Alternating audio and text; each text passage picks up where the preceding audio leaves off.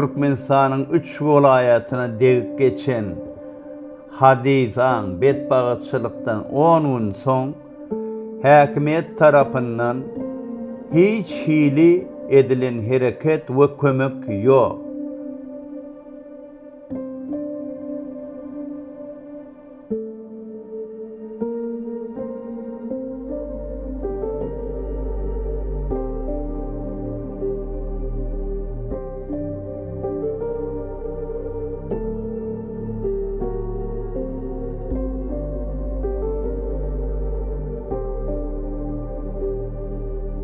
Para ve travana şuuna çeni suwam ýok, çyrada ýok, internetem ýok.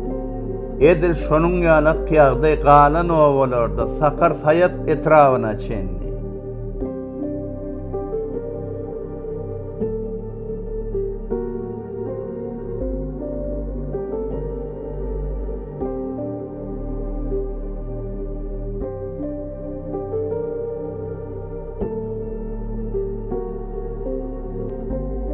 Türkmenistan'ın prezidenti Haramda Berdimuhammedow 1998-nji ýylyň 15-nji sentýabryna ýurt başyna düşen betbagtçylyklar we hadiseler baradaky çykan kararyň 3-nji we 6-njy maddasyna görkezdilen kömek we gollawdan dolu boyun gaçyryp bilmezlige salýar.